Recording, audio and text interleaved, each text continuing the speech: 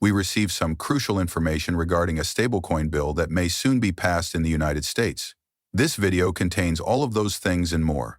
We will also discuss the significant advancement of the BIS opening the first innovation hub in the Americas. We have some information about the cryptocurrency market as well. Naturally, we will discuss stablecoins, as well as some topics related to leveling the playing field and significant advancements in standardizing the digital public infrastructure. Come on, let's get started. In case you haven't heard of it, the BIS is essentially the central bank of central banks. It serves as a sort of central center for all of this, aiding in the execution of various tests and policy. Accordingly, Baiju Shah was named the new director of the Toronto Innovation Centre by the Bank of International Settlements, with backing from the Bank of Canada. The center opened its doors in June 2024. There are just too many people here to investigate the advancement of new technology in Canada as well as in Latin America and the Caribbean. Shah has been the head of BIS Innovation Hub's Nordic Center since 2022. In this role, he oversaw projects pertaining to financial crime prevention, cybersecurity and cyber resilience, the future of money and payments, and artificial intelligence. That guy did a lot of effort, damn it. He spent 10 years in a variety of positions at the Bank of England before joining the BIS. Thus, this is quite fascinating. By working at all of these locations, you can be sure that this individual has encountered Ripple's technology. According to the Toronto Innovation Centre, he has likely seen Ripple's technology in a number of these locations. Projects investigating the next generation of financial market infrastructure, innovation for regulatory supervision and monitoring, and open finance are the primary focus at this time.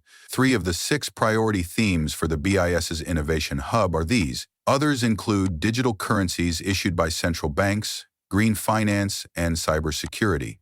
Thus, Toronto, the first institution to be cited in the Americas, is one of 6 BIS innovation centers that are situated in the Nordics, Hong Kong, Singapore, Switzerland, the Eurosystem, and London. It's wonderful to have such knowledge. Greetings from the Americas. You have from Wrath Economies as well. According to the February report, the image below discusses XRP and its circulation by Ripple's partner investor SBI Holdings. It's good to see that escrow has burnt down to 40%, but it's not quite to scale, is it? We are aware that they burnt around 13 million. How did it feel to last look at that many? Let's simply look at this. A bird then? Yes. There are 7,057.76 billion tokens in circulation with 0.01 billion XRP. SDR is here, at 37 billion of course.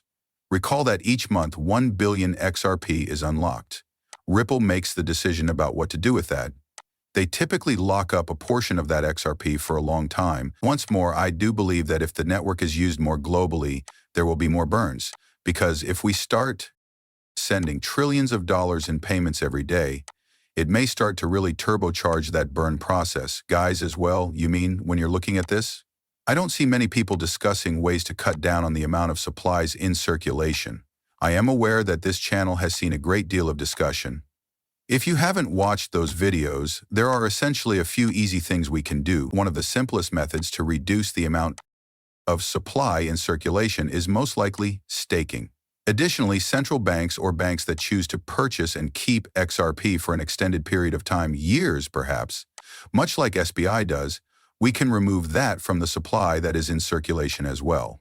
In order to consider the Ripple lawsuit, Trump's crypto task team convened on February 24th, you go now. Thus, J.W. Verrett, Andrew Hanks, and Jason Guttleb met with the crypto task force officials on February 24. Let's check this out. Does discuss the alternate suggested strategy in passing. Although the secretary may not agree with Ripple, the secretary should write, since it is the only post-motion to dismiss ruling on the matter at this time, an interpretive release in the Ripple instance using secondary market reasoning. Just a bit more of the same material that we have already shown, you know. Then, of course, this document lists 16 instances where the SEC has interpreted or added glosses to the securities laws unique to crypto digital assets, either through positions taken in litigation, settled enforcement proceedings, or in guidance.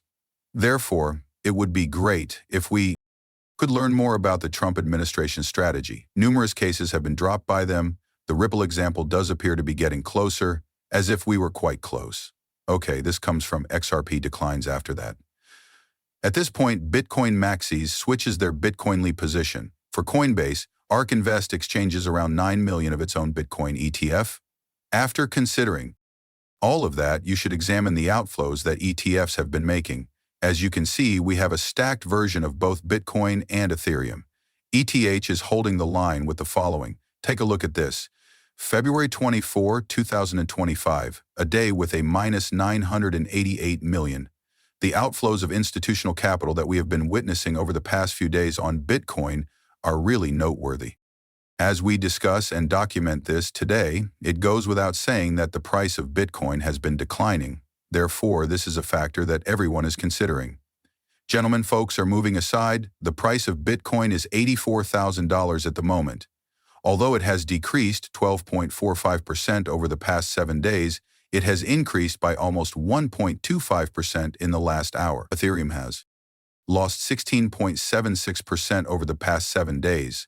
I suppose this means that more Ethereum is being sold at retail, which is bad for the market. Now allow me to play this for you. This has to do with stablecoins.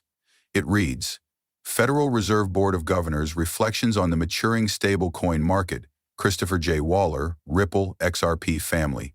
Listen carefully. On February 9, 2025, he appears in the first video on stable currencies. I'll play this now. I'm going to take that. However, there has been a lot of discussion about stable coins in the US even in the last few weeks. I just wanted to start by asking what you think about stable currency and the home economy here before we talk about it globally. Indeed, it is a steady coin, and in my opinion, it is a synthetic dollar, that a real dollar is essentially similar to a stable coin when you visit a platform. In other words, it is a one-for-one deal, and the item then trades on another site.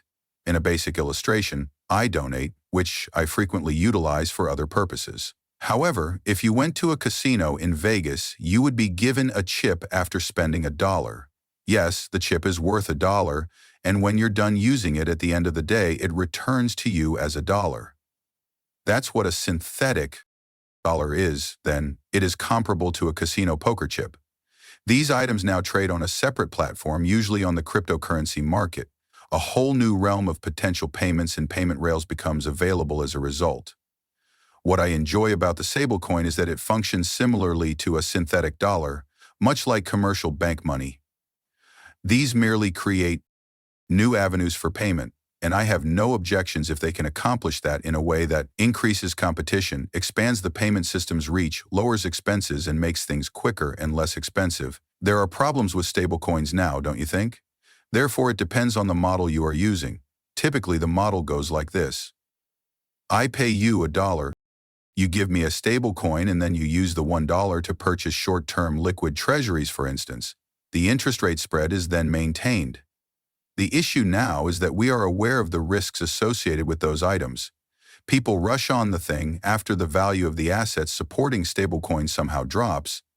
Therefore, these are issues that do arise with stablecoins, but they are manageable. There are methods for doing it. The most important point is that stablecoins require regulation, good regulation, and we urgently need it.